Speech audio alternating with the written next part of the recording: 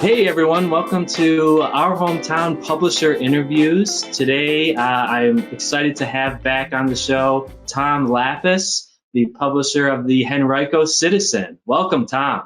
Hey Matt, thanks for having me again. Good to be back with you. Excellent, man. So last time we really focused on your podcast, the Henrico News Minute, and sent it out in a newsletter recently and had a lot of interest in that.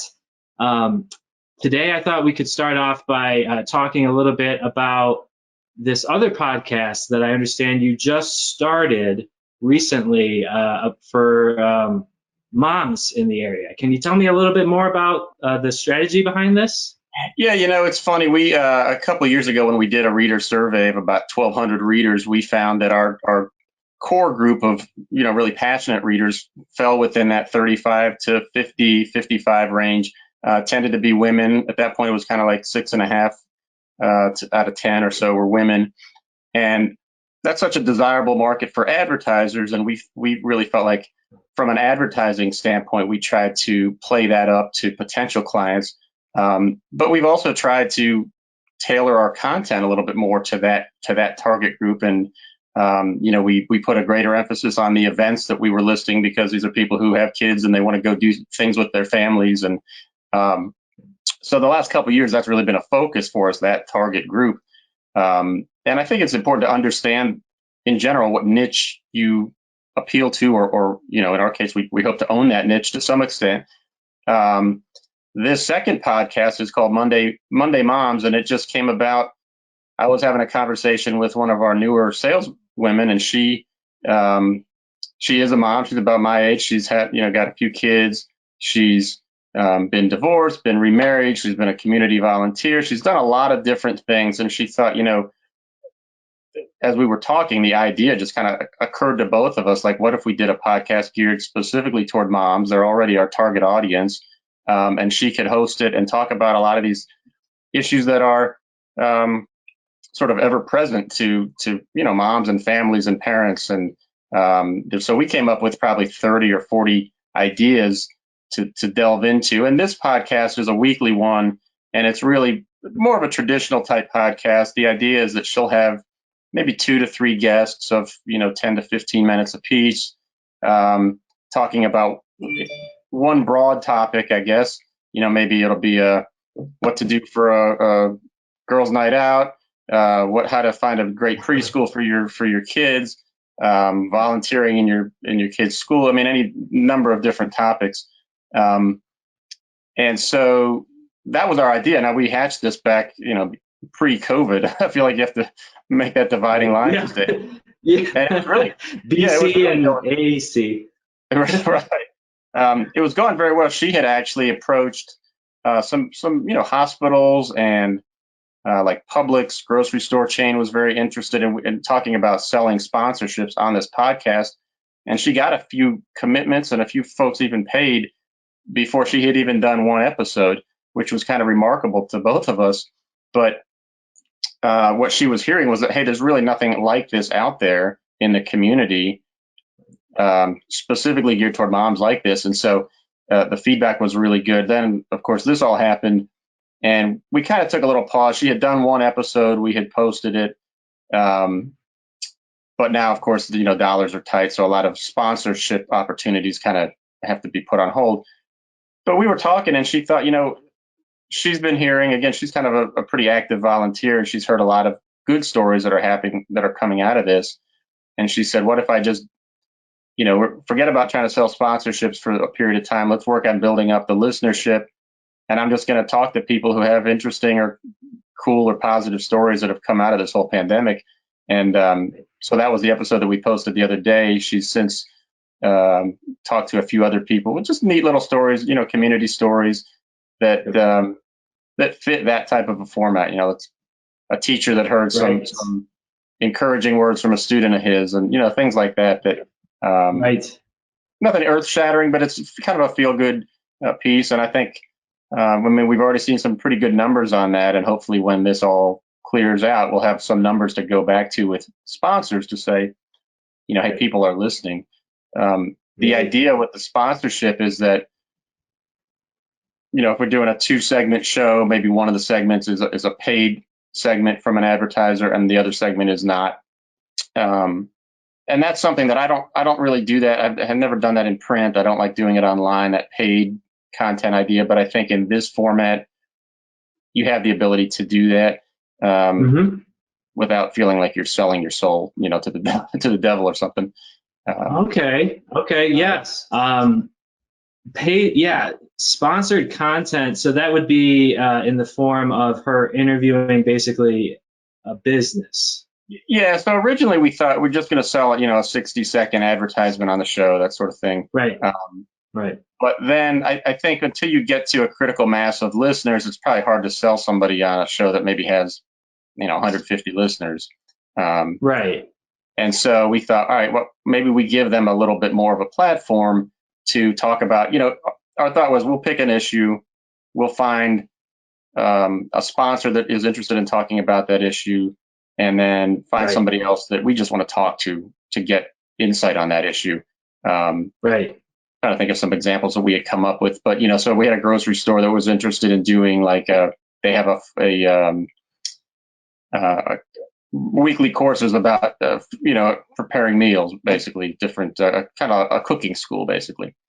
So yeah. do an episode on how to cook in different meals, and they do a 10-minute paid sponsorship segment, and then we talk to another local cooking school or a chef or something like that that kind of fits it all together. So there's value to it on all ends, I think, was the idea. Right. Oh man, I absolutely love that. I think it's a really strong model going forward. I've seen one of the publishers that we work with out in Arizona. He does this a lot, and he turns it not only from a video, but then he'll write an article. And you can do that easily from a video. You just take a bunch of quotes from it and kind of make a story out of it, right? Yeah, that's right. I think that it does lend itself to different platforms, and like I said, I think the key whenever there's a sponsored content, I think the key is really making it clear to in this case, the listener, like, hey, this is a paid segment. We're not trying to present it as anything else, but we're also not just trying to go chase the dollar. I mean, we want a segment that actually makes sense. That's going to give them some relevant information, and I think. What we found with the initial interest from different companies, including some big ones that, candidly, they could do their own podcast with no problem. But the appeal to them is that, A, we already have a podcast. My podcast has been going for 4 or 5 months now. We've developed a following, and people know us. And so it's sort of more of an impartial look as opposed to coming directly from a business where people know, like, hey, you're trying to sell your product to us. You're the business, right? So I think that was an appeal to a lot of these folks, and candidly, a lot of them, even though they have time and money to do it, they just hadn't done it yet for whatever reason. So exactly, yeah. I mean, it is a big undertaking for someone that's not in the publishing business to just start becoming a publisher as a form of content marketing is not easy. They have to run their business. So you're already doing it. And I mean, you shouldn't underestimate, I just think people should not underestimate the fact that these businesses are experts in their fields. So we should be interviewing them and talking to them. I mean, and what they're going to be saying on the podcast is going to make sense. It's going to be useful. So the fact that it's paid, is kind of irrelevant. It's still good information. And that's kind of our thought too. And again, if you make it clear to people, and I think the key too is you don't want it to turn into an infomercial for the company, but if you have a defined topic that you've come up with ahead of time, and then you can kind of, our approach has been, let's proactively target the one business that we think is the best fit for this and tell them, like, hey, we thought of you first. We're coming to you first. Here's the opportunity. Do you want it or not? If they say, that you get your segment. If they say no, you go to the next one. But But yeah, I think you're right. There should be some value to them if you do it right. Right, exactly. Yeah, it's true. Yeah, if you choose the topic ahead of time, then it really is just a way to fill the content and fill the show out. Okay, so let me look at my notes here. I think just because there's so many things that I'd like to talk to you about, I would love to hear more about the podcast, but I think that covers that pretty well. Let's shift over to the donations program, okay? Sure. Talk a little bit about what you're doing there, because your program really stood out to me. And so now I am sharing my screen, and you should see your homepage now, right? Yep. Okay, just got to keep confirming that. I screwed up the screen share on one of these one time, and I was literally sharing my notes for the entire webinar, and I couldn't see it. And people were trying to send me, messages. So also, for anyone listening on my team, please try to drop a test question. Okay, we already got one. Boom. What is the right length for a podcast? Keeping the attention span of the listener is the concern. So you've kind of explored both ends of this, right? The Henrico News Minute, which is a few minutes long every day, and then this longer form interview style podcast. So I guess we have yet to see, or do you have a sense of which is going to work better? Or Yeah, I don't. Yeah, I mean, like I said, I've definitely seen. I mean, we're up to on a lot of days 300 plus listeners on my podcast now. Which, when it started out, we were under 100 a day. So that's been good. I think for that type of podcast, which is basically an elongated sort of radio type news update, you wouldn't really want to make it longer than that. I hope that our Monday Moms one, we're trying to fit it roughly to about half an hour an episode. I'm not a huge fan of going too much longer than that, unless you have some really compelling content and stories. I know there are a ton of podcasts that are like an hour and a half or an hour long. More power to the people that can sit there and listen for an hour. But, in most cases, I don't think people have that kind of time. So you have to really make sure that you're keeping their attention. So that half hour, maybe 40 minutes once a week in our other podcast, that's kind of our target goal for that. And, we'll see how that goes. Yeah, it would be hard to fit an interview into a few minutes, like to make anything substantial, unless it's just highlights. So I guess if to boil that down, I guess I would say it's probably like, it depends on the frequency of the podcast, the subject matter. With yours, we talked about this last time, you can put in, if you're driving around, you can put it in and it'll just play the episodes back to back, which is nice. So it kind of is both if the person has the time to listen. But for the Monday Moms, it's more long form, so that would make sense for like a commute. But people aren't commuting as much right now, so we could see this spike as people start going back to work. You've already got the ball rolling, and then suddenly people need to fill that time in the car again. So, yeah, and I think podcasts in general, and I'm no expert by any stretch, but I feel like either you have a podcast where you're interviewing people, you're bringing on guests every time, and then it's really about the value of each individual guest. Are those people that, they have something interesting to say? Are they well known? Are they people that, your listeners are really going to want to hear from? If so, then they'll listen for an hour. If it's just Joe Schmo off the street, you better have a really cool topic or something really compelling that keeps their attention. To keep out. And if it's just two people talking back and forth on a podcast, no interviews, same thing. You better be talking about something that's really compelling, is going to move the needle a little bit. Right, for sure. That's really interesting. Okay, yes. So thank you, Deb, for the question very much. If you have any others, please drop them in there. I've got the questions window open now, so I won't miss it. Okay, so let's shift over to the donations program, which when I heard about what you were doing, it jumped out right away. I don't think I've seen any other publishers doing it, which is why I wanted to get you on this interview here today and share this with people.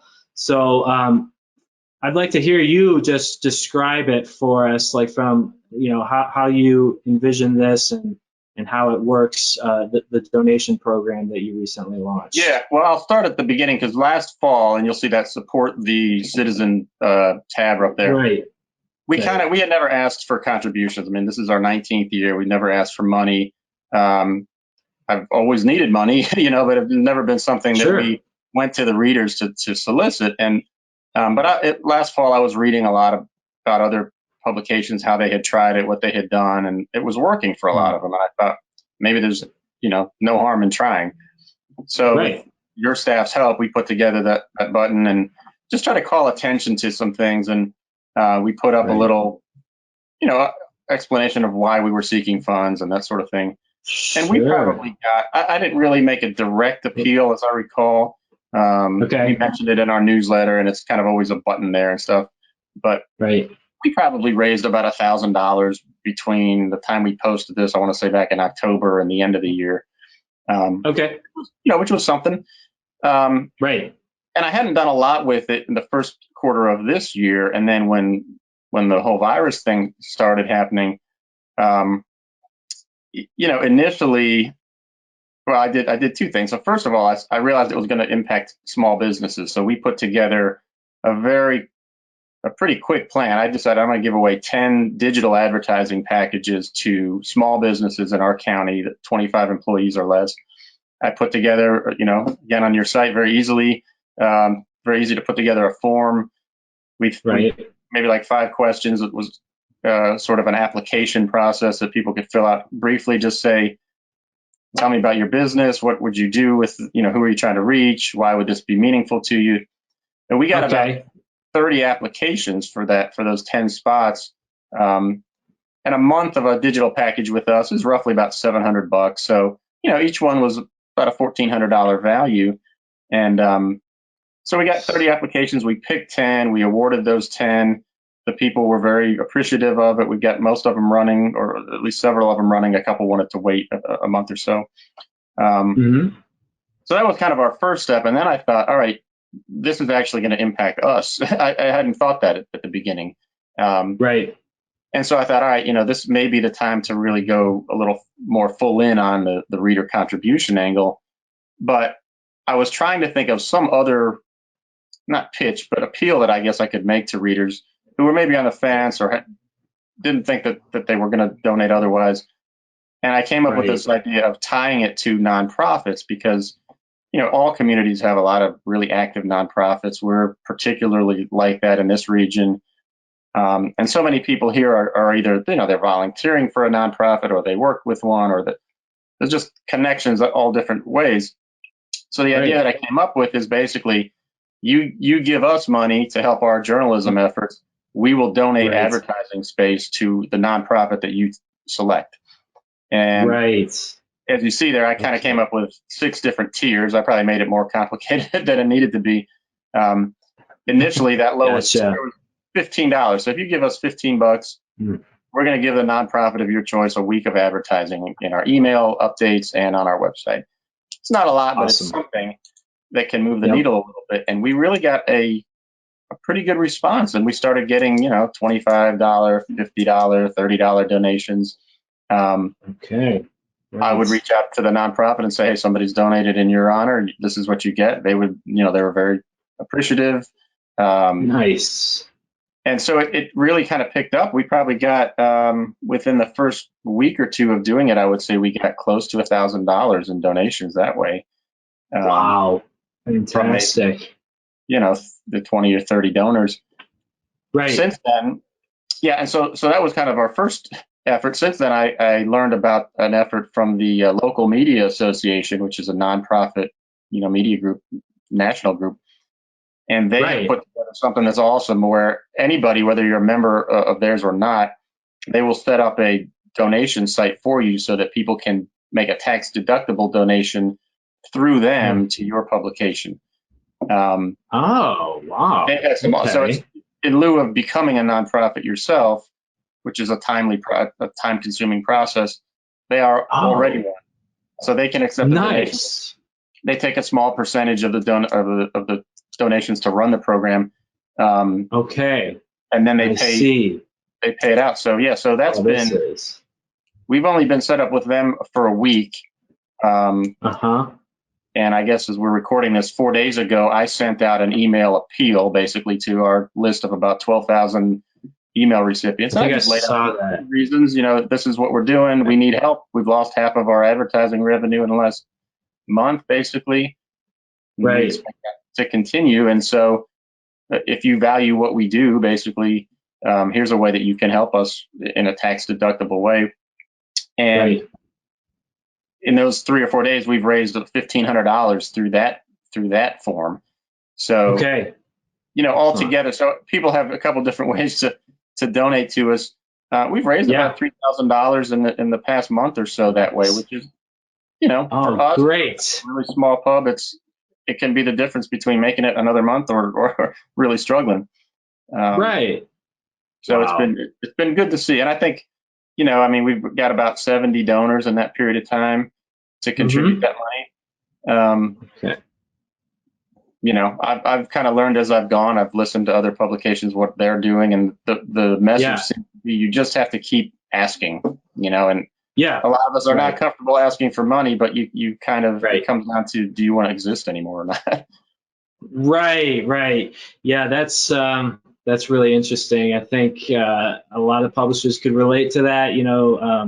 If you're not like a salesy type of publisher, you're just kind of like all about the operations and the editorial. It can be really hard to just ask, but it's not like you have to call people up and do it. We can set up a button on your site that just sits there and everyone's going to see it every day. A couple other places I noticed you have it right at the bottom of in the footer here. One thing that another customer did, and I just want to throw it out there, I don't know if you knew, they put it at the end of every article too. Have you thought about that, or would that be interesting to you? Yes, I think we would probably like to do that, and I think having it at the bottom of the screen maybe is not as recognizable. Sometimes people aren't going to go all the way down there. So yeah, the bottom of the article is probably a good spot for it. Yeah, that's the only reason I suggest it. Yeah, because it'll just be asking more frequently, like just to go back to your point. So, and we can also do post-injection ads, so we can put them like within the body of the article or just at the end, both using the post-injection. So let me just make a quick note of that we want to send a quick Slack here. Set, and they'll follow up with you via ops and just make sure that it looks the way you want, but I'll just have them set that up, set Tom up with donation message and articles. Okay, very cool. Now we have a question here. Let's address this here. Are donations covering your costs to do the free advertising? Great question. I wanted to talk about this because you mentioned something in your email about how this is kind of like, aren't there some nonprofits that are just buying advertising by giving donations? Correct. Yeah. So I priced it, basically our normal month of digital package, which includes a takeover ad, the normal size ad on the site, an ad in our email news update a couple times a week, ads on all 3 of our social media platforms, and then some podcast ads. That's the package. It's normally like $700 a month. That's the full package. Right. So at this nonprofit deal, all it needs to be donated is $200, and the nonprofit gets that full month of that package. And so, yeah, we've had a couple nonprofits who just said, "Here's $200. We'll take the package," which fine by me. It doesn't matter how they do it. If they want to do it themselves, if they want people to donate to them and then pay us, if they want people to donate to us individually, and I priced it in obviously a very inexpensive way, so that, with that in mind, basically, so that thinking some of the larger nonprofits may want that exposure, and it's worth it to them either to buy it directly or to tell their supporters, like, hey, this is something that, we're getting it at a third of what it would normally cost or less. That makes it worth it to us to say, hey, donate to the Henrico Citizen on our behalf.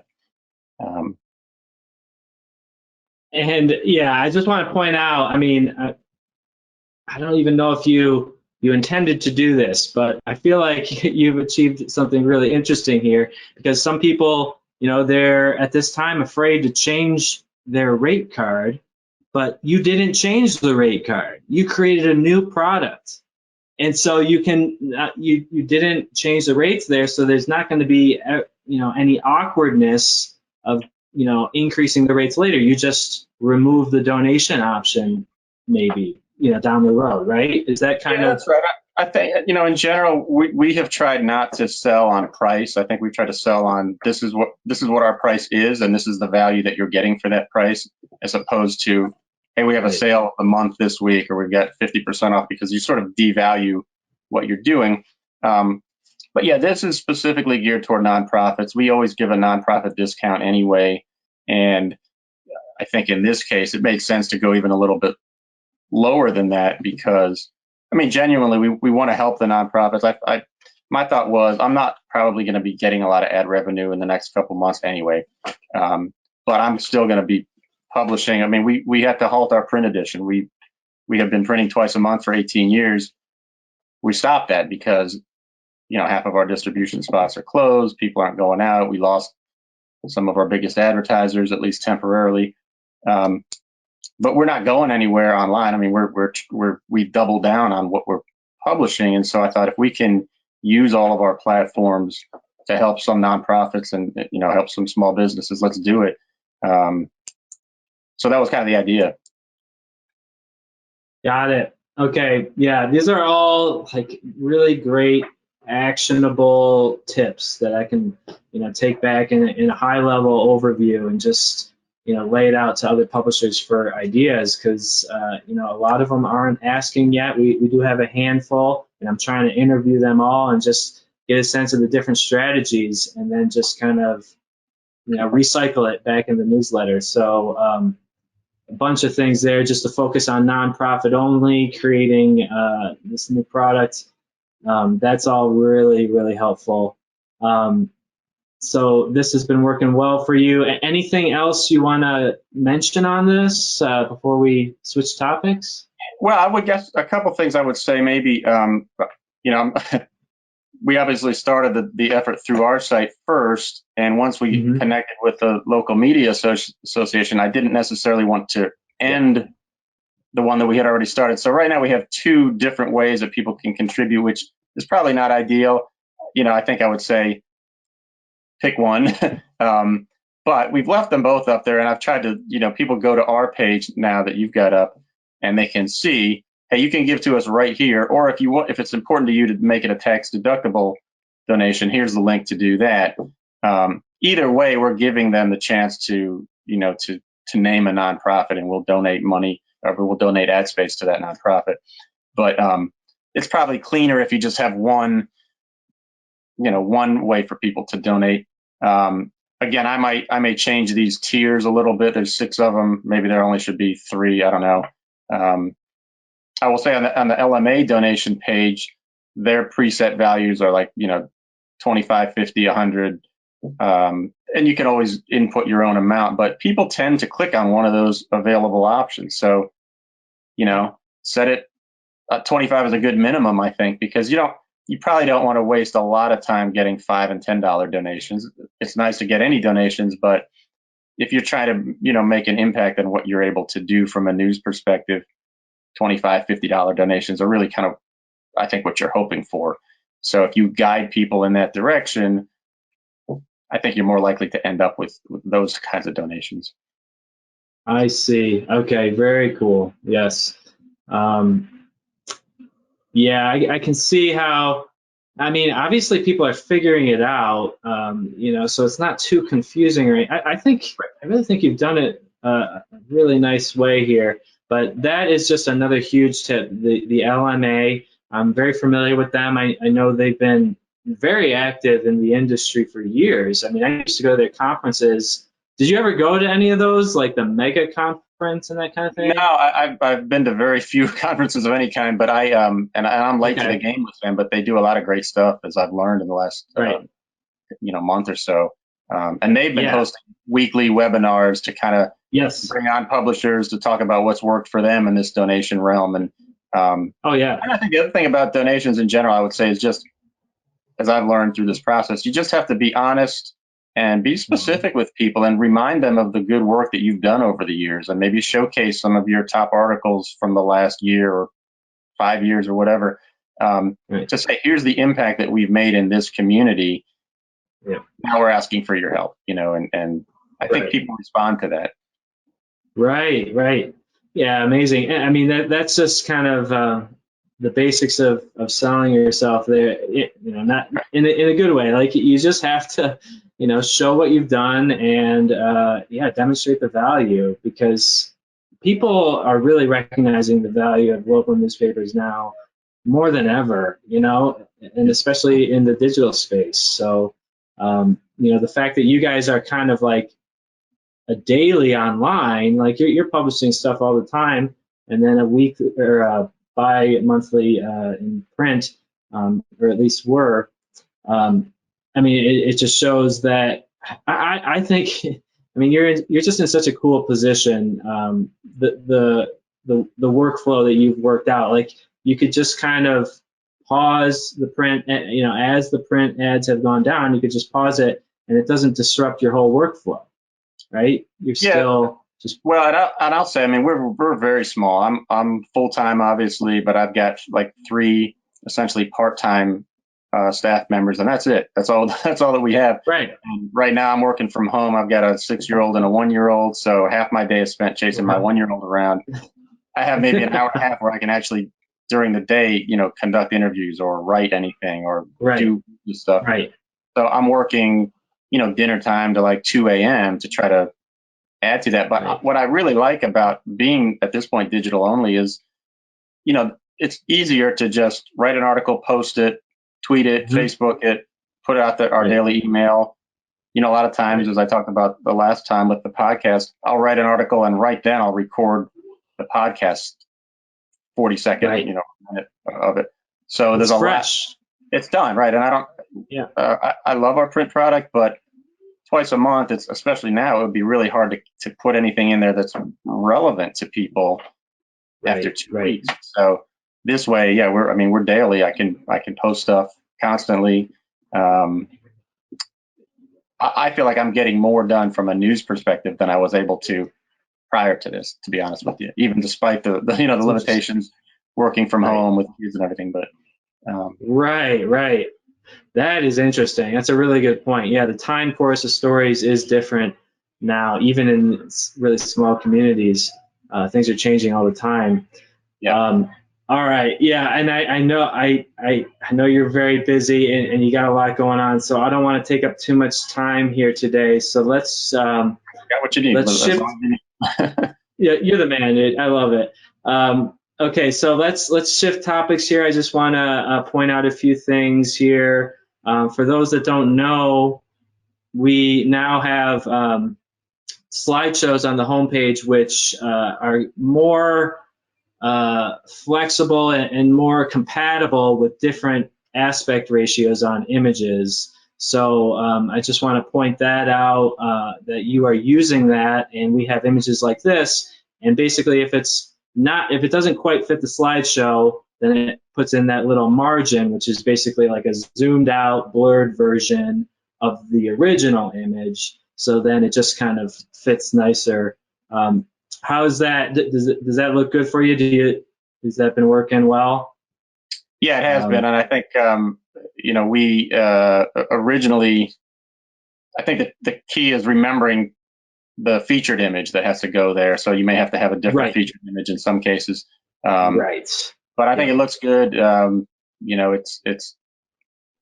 It helps when you have like a headshot of somebody as the only picture of in an article. You don't want to be looking up their nose, in giant form. Yeah. So this kind of helps cut off the forehead. Right. Yeah. Good. Hopefully, I'm glad to hear it can be a time saver in that way. Yeah. Okay, quick. We got a couple questions here. Let me just read this. Okay, so separate newsletter topic, the benefits of going to. Oh, okay, yeah. That's just a note for us. Okay, so let's then talk a little bit about the takeover ad. So have you guys run an ad like this before, or is this your first one? We've got a couple. We've got one on the business page. We've got one, I think, government, a couple different sections. And most of these now are part of the 10 that we had donated, that small businesses that we had given away spots to. But yeah, I really like this a lot. I think, especially now, if I don't know what the future of our print edition is going to be, whether that comes back or doesn't. my sense is the longer that we go without it, the harder it will be to bring it back for a number of reasons. So if I had my druthers and we could make the revenue that we need just online, I would prefer to just stay online at this point. Okay. But I think so. The takeover ad to me is a big part of the packages that we're now promoting. Those monthly digital packages, just because I think it stands out so much more from just a traditional ad. Not that they don't, but you can't miss. I mean, you know exactly what you're looking at. You can click on it and go to that website, and I can go to an advertiser or a potential advertiser and say, hey, look, you can own this section or multiple sections if you want to, and maybe create different levels of pricing, based on how many you want to own. And it also then becomes, we have probably a few dozen different sections that we could technically sell, but you also create or could create that demand, hey, we're only going to sell 10 sections, or all of our pages are within one of 5 sections, so we only have 5 sections that we're going to sell. You can charge a premium for those. So yeah, I like it a lot. I think it's there's a lot of potential with it. Yeah, it's a nice new product. Yeah, and it really does stand out. Gets people's attention. As long as you don't leave it up there for like 6 months, then I think, like with any ad, people get blind to it at a certain point. But no, I love it. And so you are able to target it to a specific category. Is that what you said? That's right. Yeah. So, if we want to run it just in our business, on any article that we've tagged as a business article, we can do that. Right. Okay. You can run it in subcategories only, or the full category, and all the subcategories are automatically part of that. So it's a pretty powerful placement, I think. Right. Okay. So anyone interested in trying that, just contact Ops and they will help you get that set up. Okay. So let's switch over here, talk briefly about ad networks. So I noticed today, I believe that when it has this little blue X and a blue little play button, that usually means AdSense. But you mentioned that you are running ad networks on the site now. I don't suppose you have anything to share on that, like how well have those done for you? Are they doing better since COVID and traffic is increasing, or do you have any recommendations? We use one. I know the one that we use, and we may have multiples. I've honestly forgotten at this point, but one that we use is called BENN, BENN. It's part of the Pittsburgh daily paper. I forget. Right, I'm familiar with that. Pittsburgh Post-Gazette. Yeah. Yeah, that's right. They started it a number of years ago, and they operate that. We've been with them, a couple years. We don't make much on it, candidly, and so I don't know. Some of the other ones I had signed up for a few years back, and we may be running one at this point. There was, a lot of them want to limit you to only using theirs, or they have other restrictions that were a little too. I didn't want to be signing my life away for residual ad space, but I think, I've heard stories of it working really well for some folks. It's I wouldn't say a negligible amount for us. It's not much. It's better than nothing, in that sense. But I think our traffic has certainly picked up a ton.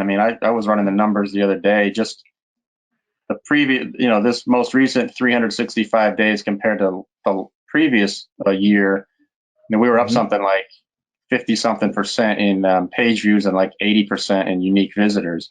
And even in the last month, it's jumped like 42% in each of those from the prior month. So wow, I would suspect that when I get my next check from Ben, it'll be, it'll reflect that. But that percentage higher, you would think, yeah. Yeah, hopefully. Because I think it is based primarily on how many, page views you're getting, but and obviously click-throughs are part of that too. So yeah, I don't know. Our experience has not been it's not like a game changer for us, but maybe it will become more of one. I don't know, but I know others have had greater success with these type of things too. So Okay. Yep. Appreciate the feedback. Yeah, I think it's all about incremental revenue, and everything adds up at a certain point. I know that when we run a Google AdSense account on some of our papers, and then just pay them whatever we earn it, and just credit their bill, just because they basically didn't want to set up their own account. And we're seeing, like 3 to 5, some cases $8 CPMs. So you just take that number, multiply it by 1,000, well, multiply it by your page views, and then divide by 1,000, Right, because right. that's cost per 1,000 views.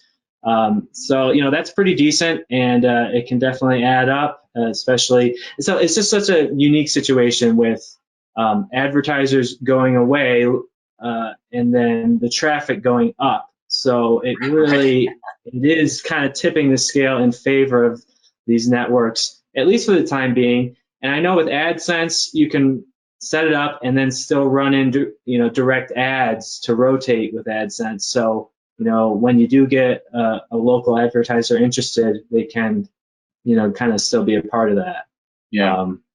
without changing everything. Okay, so excellent. That was very helpful. Let's jump to. I just have one quick question for you. Did you see our newsletter on the COVID-19 business update directory concept? I did see that, and I like the idea a lot. Yeah, and I actually thought about jumping on Okay. that. Um, Okay. so many other things going on that I haven't had a chance to yet, but I do think that's a No problem. good idea. Yeah, the only reason I mention it is because I don't know if you remember, but last time I mentioned I use your directory constantly. Like whenever I'm on a call with someone and they want to see a great business directory, I just Henrico Citizen. So you've already got it set up really well. If we could maybe change the layout, maybe add the COVID message, and then also make it more self-service. We can add a button so that people, businesses can come in and post updates as things are evolving. That way, you're not responsible for it all the time, but you could still always go in there and put in your own updates for the business. Yeah, Just I an like that. idea, but And I'll say, we've underutilized this mostly because my sales team is tiny. I mean, right now I've got one part timer, which tells you something. yeah, Um, but I do think the concept of there's a lot that you can do with that. Um, right, Even if you're just using the basic one that we've got set up there now. So um, right. yeah, it's a good tool. It is a good tool, but that's all that it is a tool, and you have to actually use it like you Right. have. I think a lot of publishers just haven't put the time into it, but I just see it as a great way to maintain the relationship with advertisers. You could let them post updates for free, and just do this as a service, and then as their business starts to pick back up, then you just go back and say, hey, we did that update for free. We're doing this new package now, so the deal there. Yeah, right. I mean, I think in general that's a good approach, and even for the businesses that we've given spots away to. I mean, yeah, I'm Right, hopeful that at some point that goodwill will come back and they'll say, hey, we appreciate that. We'd like to continue advertising. Maybe I'll offer them a discounted rate or something. We'll see. But yeah, I right, think we all have these platforms where as long as we're publishing news, we got to use them for the greater good if we can, right, whatever extent we can. So right, exactly. Okay, we've almost gone an hour here, so again, I really appreciate you taking the time, yeah, Tom. It's always great talking to you. I just have one more little question. I understand that you applied for the Facebook grant, or a Facebook grant. I don't know if there's more than one. Could you tell our viewers a little bit about that and how you approached it, and what the status is for you on that? yeah, and actually, as we're recording this, I think the deadline to apply is tomorrow. So I don't know, Oh, time wise, it's a little okay. bit tight, but Yeah. Okay. it wouldn't shock me if they're going to do more. I mean, they have a Facebook's Yeah. local journalism program. I know they've given away grants fairly regularly here, but they put together a COVID-19 grant opportunity, and the grants range between $25,000 and $100,000. So it's for a publication like mine, this could be a big game changer. And you for this grant, you have to, obviously apply for a specific amount, and then they wanted to see a budget of how you were going to use that money. So for us, I mean, most of what I proposed would go toward hiring freelance reporters, hiring freelance photographers, videographer maybe. I think I put in a little bit for some additional podcasting equipment, and but one of the things that I'm hoping will get their attention, because they had some general guidelines. They want to know how if you get the grant, how you're going to turn that into something sustainable beyond the period that the grant would cover, which makes sense. So I thought we did a pretty good job showing that, and they also want to see how you're going to use it to benefit the community as a whole. So part of our proposal was kind of in keeping with what we've already done. I proposed some funding that we could then supplement and basically offer another round of 10 digital packages, this time for a 3-month period, to small businesses in the county. They would apply. We would pick those 10. But as part of the application this time, I would require those businesses to identify a nonprofit in the community and commit to in-kind donation of at least $1,000 of their product or services, and explain how they would do that. And then we would write about the outcomes of those 10. So it's kind of, hey, Facebook, give us some money. We're going to pass it on, help those 10 businesses, hopefully stay in business. They're going to help 10 nonprofits keep doing what they're doing, and then we're going to report on it. So I feel like now you're involving, 21 businesses or organizations at least. And so the ripple effects, hopefully, I'm hoping that gets their attention. But I've never written a grant before, and this was, I wouldn't call it writing a grant. They had some general questions, and then a few questions where you had to go into greater detail. But yeah, it was, I don't know how soon we'll find out. They have made it sound like they're going to get on it pretty quickly, but I know they're getting thousands of applications. So we'll see. Okay, yeah, we'll wait and see. Definitely got my fingers crossed for you. How long about did it take you to fill that out? I'm just curious. Well, I would say there were maybe 15 or 20 questions. For most of them, it was a relatively simple, basic information. The majority of them, you couldn't type more than 100 words or something, but there were probably 3 or 4 questions where it was unlimited. And so then it's really about putting together, your whole philosophy. How are you going to spend this money? And I think for me, my thought was I need to do something that will stand out from everyone else, and I'm sure everybody is trying to do that too. But so that idea came to me as one that maybe would stand out a little bit. And they're looking for communities that have been particularly hard hit by COVID-19. Well, unfortunately, in Henrico County, we have the single greatest fatal outbreak at a nursing home anywhere in the country. We have the most deaths in Virginia from it so far. So it has hit very hard here. Now, it's been primarily in nursing homes, but and so a lot of the things that they're looking for, we have here in our community. Obviously, I'm an independent. That's one of the other things that they were looking for. So, so we'll see. Google has also just recently put out a call for similar requests. That application process was a lot easier. It was really maybe took me an hour to do that one. They are filling those on a first come first serve basis. So I got in on the first day, which I think was the 15th of April. But I think that is open longer, assuming that they don't grant all the money, right away. Oh, okay, got it. All right, another potential source there. Yeah, man, I just super creative the way. I mean, really, what you have presented to them is a business plan to use the money to support the whole community. I mean, just the way the money would flow from between different businesses, and also support you, support the business through advertising. I just think it's so creative. It kind of reminds me of something that a group up in New York is doing. They're raising money to buy food. They're in New York City, buy food to give to people on the front line in hospitals. So they're supporting the local restaurants through these donations. I mean, such a cool way. And I mean, this whole thing is just bringing communities together unlike ever before. And the newspaper is like the point of, contact for so many people. So I think so. Yeah.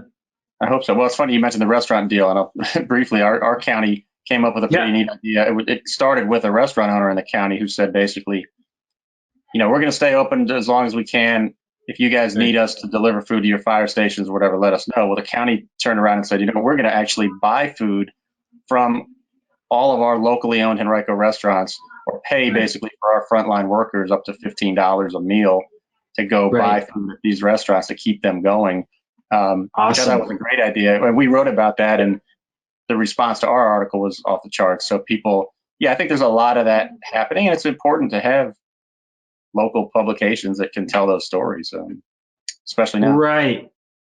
Right. Yeah. And now you're part of this, a huge part of these stories. And I'm glad to hear that you're writing about these things as you do them. That's all part of the whole marketing of what you do. So, all right. I think I've taken up enough of your time today, and we covered everything, man. And I'm really looking forward to editing this down. We'll get some highlights, probably turn this one around a lot quicker than the last one, hopefully by next week if possible.